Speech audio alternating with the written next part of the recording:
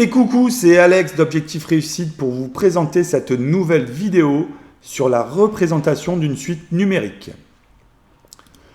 Alors bien entendu, une suite numérique doit pouvoir être représentée graphiquement. Vous avez vu précédemment qu'il existait deux types de suites, donc les suites explicites et les suites récurrentes. Donc nous aurons à connaître deux techniques de représentation graphique différentes, celles qui vont être inhérentes aux suites explicites et celles qui vont être inhérentes aux suites récurrentes. Ce sont deux techniques qui sont différentes, donc il faut bien les distinguer. Commençons par la représentation d'une suite explicite.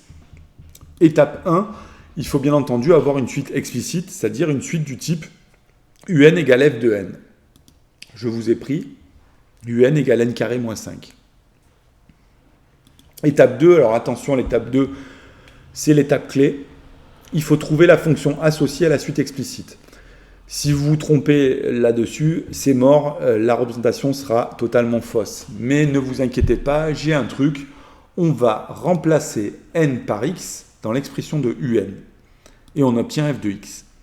Alors regardez, j'ai bien remplacé n par x de façon à obtenir f de x. Étape numéro 3, on trace la représentation graphique de la fonction associée que j'ai nommée c de f. Passons directement au tracé de c de f qui apparaît ici en bleu. Et on va commencer la représentation graphique. Donc je me mets à 0 et je vais aller sur la courbe. Sur la courbe ici en ordonnée, je vais me retrouver à f de 0. f de 0, la suite étant explicite, c'est u0. Ensuite, je vais sur le point d'abscisse 1 de la courbe, je lis l'ordonnée, je suis à f de 1 qui est u1. Je me mets ensuite au point d'abscisse 2 de la courbe, je vais lire l'ordonnée, c'est f de 2 qui est u2. Et je continue, je me mets au point d'abscisse 3 de la courbe, je vais lire l'ordonnée qui est f de 3, qui correspond à u3. Allez, un dernier petit coup. Je me mets au point d'abscisse 4 de la courbe, je lis l'ordonnée qui est f de 4, c'est u4. Voilà, je vous ai représenté les 5 premiers termes de cette suite et vous pouvez vous apercevoir que pour la représentation des termes d'une suite explicite, tous les termes doivent être sur l'axe des ordonnées. Passons maintenant à la représentation d'une suite récurrente.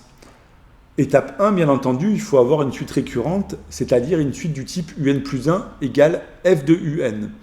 Je vous ai pris un plus 1 égale 1 dixième de un, facteur de 20 moins un. Et l'étape 2, toujours la même, il ne faut pas se gaufrer. Il faut trouver la fonction associée à la suite récurrente. Mais ne vous inquiétez pas, j'ai toujours un petit truc. Vous allez me remplacer un par x dans l'expression de un plus 1. J'obtiens f de x égale 1 dixième de x, facteur de 20 moins x. Regardez bien, j'ai bien remplacé un par x de façon à obtenir f de x. La troisième étape, on trace la représentation graphique de la fonction associée que je nomme c de f.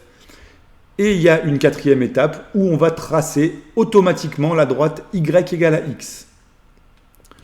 Passons maintenant au tracé de la courbe c de f qui apparaît en rouge et de la droite y égale à x qui apparaît en vert.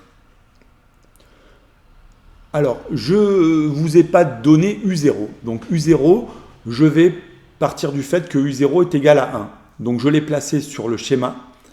Et de u0, nous allons directement sur la courbe c de f et lire l'ordonnée. L'ordonnée, c'est f de u0. f de u0 étant u1, je vais me déplacer parallèlement à l'axe des abscisses pour aller jusqu'à la droite y égale à x et je redescends sur l'axe des abscisses pour être à u1. J'ai u1.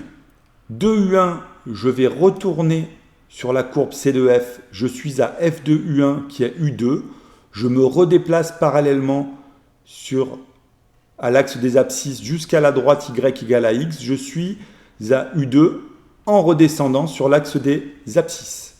De u2, je remonte sur la courbe, je suis à f de u2 qui est u3, je me déplace parallèlement jusqu'à la droite y égale à x, donc parallèlement à l'axe des abscisses comme je vous l'ai dit. Je redescends sur l'axe des abscisses, je suis à U3. Allez, un dernier petit coup de U3, je vais sur la courbe, je suis à f de U3 qui est U4, je me déplace parallèlement à l'axe des abscisses jusqu'à la droite y égale à x. Je redescends sur l'axe des abscisses, je suis à U4.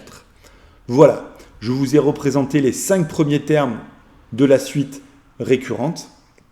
Et vous pouvez vous apercevoir que, en ce qui concerne les suites récurrentes, tous les termes doivent être positionnés sur l'axe des abscisses. Passons à un petit résumé. Donc vous avez compris qu'il y a 2 types de représentation.